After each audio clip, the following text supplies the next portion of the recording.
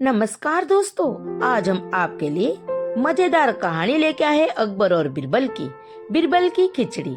सर्दियों का मौसम था। बादशाह अकबर अपने बगीचे में बिरबल और एक अन्य मंत्री के साथ टहल रहे थे। टहलते हुए बादशाह अकबर ने अपने मंत्री से कहा, इस साल कुछ ज्यादा ही ठंड पड़ रही है। महल से बाहर निकलने में भी ठंड से हालत खराब हो रही है। मंत्री ने बादशाह की बात का जवाब देते हुए कहा, जी हुजूर, बिल्कुल सही फरमाया आपने। इस साल तो इतनी ठंड पड़ रही है कि जनता ने घर से बाहर निकलना बहुत कम कर दिया है। टहलते टहलते बादशाह अकबर बगीचे में बने एक तालाब के किनारे जा पहुंचे। जैसे ही उन्होंने अपना हाथ पानी में डाला, उन्हें एहसास हुआ कि पानी बर्फ जैसा ठंडा है। पानी से हाथ बाहर निकालते हुए अकबर ने कहा, सही कह रहे आप, इतनी ठंडी में कौन घर से बाहर निकलेगा। बिरबल को चुपचाप देखकर बादशाह ने बिरबल से पूछा, इस बारे में आपका क्या ख्याल है। बिरबल ने सिर झुकाते हुए कहा, माफी चाहता हूँ हुजूर, इस बारे में मेरा ख्याल थोड़ा अलग है। मैं आप दोनों की बात से सहमत नहीं हूँ। अकबर ने आश्चर्यचकित होकर बिरबल से पूछा, अच्छा तो हमें भी बताइए, क्या ख्याल है आपका। बिरबल ने कहा, हुजूर, मेरा मानना है कि एक गरीब व्यक्ति के लिए पैसा सबसे ज्यादा जरूरी है। उसे इस बात से कोई फर्क नहीं पड़ता कि मौसम कितना ठंडा है या गर्म। अकबर ने हैरान होकर बिरबल से कहा, तो आप यह कह रहे हैं कि इस कड़ाके के सर्दी में भी एक गरीब आदमी कोई भी ऐसा काम करने को तैयार हो जाएगा जिससे उसे पैसा मिल सके। बिरबल ने कहा, जी हुजूर, मैं यही कह रहा हूँ। बादशाह अकबर ने बिरबल को चुनौती देते हुए कहा, तो ठीक है, अगर आपने बर्फ जैसे पानी से भरे इस तालाब में किसी को रात भर खड़ा रखकर इस बात को प्रमाणित कर दिया, तो हम आपके लिए लाए हुए उस गरीब व्यक्ति को 20 सोने के सिक्के इनाम में देंगे। बादशाह की बात से सहमत जताते हुए बिरबल ने अगले दिन एक गरीब व्यक्ति को पेश करने का वादा किया। अगले दिन सभा में बादशाह अकबर ने बिरबल ने पूछा कि क्या वो किसी को लाए हैं जो तालाब में खड़ा रहकर पूरी रात बिता सके। इस पर बिरबल ने गंगाधर नाम के गरीब व्यक्ति को दरबार में मौजूद किया और कहा कि यह 20 सोने के सिक्कों के लिए तालाब में पूरी रात बिताने को तैयार है। बादशाह अकबर ने सभा समाप्त करते हुए कहा कि ठीक है, 2 सिपाही इस व्यक्ति की रात भर निगरानी रहे करेंगे। अगले दिन फिर से दरबार लगा और बादशाह ने बिरबल से गंगाधर के बारे में पूछा। बिरबल ने कहा, आपका मित्र कितना देर टिक पाया वो इस बर्फीले पानी में। बिरबल ने कहा, महाराज, वो यही है, मैं उसे दरबार में पेश करने की इजाजत चाहता हूँ।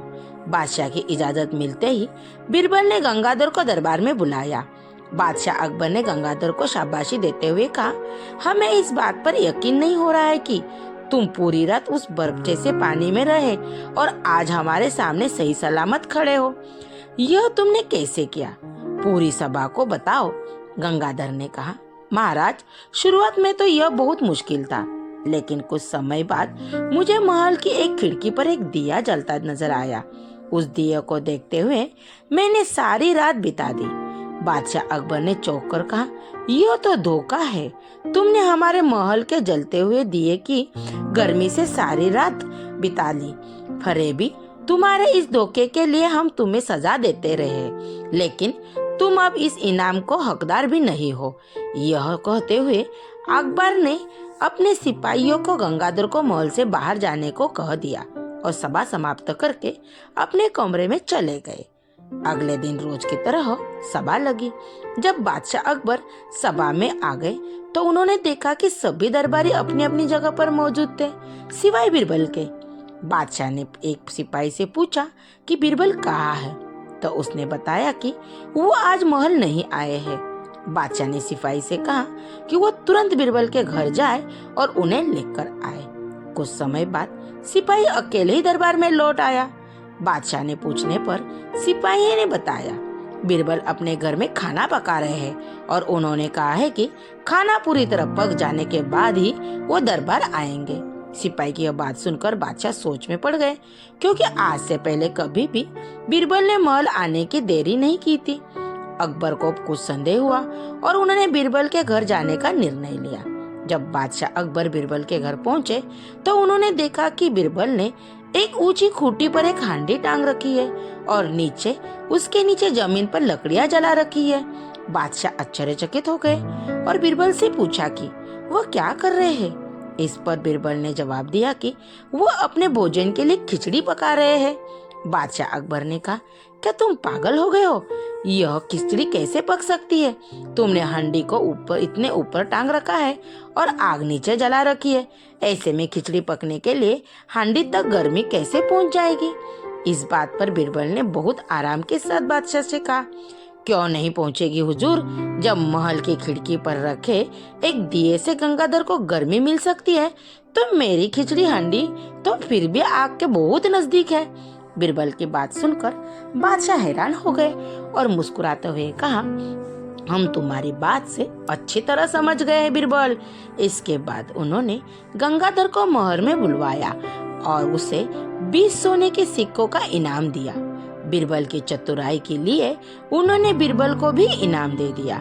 कहानी से सीख। बीरबल की खिचड़ी की कहानी से हमें यह सीख मिलती है कि दूसरों की सफलता के पीछे दिए गए परिश्रम को जाने बगैर उनके बारे में कोई राय नहीं देनी चाहिए। Thank you. कहानी कैसी लगी कमेंट बॉक्स में कमेंट करके बताइए। अपने दोस्तों में शेयर कीजिए।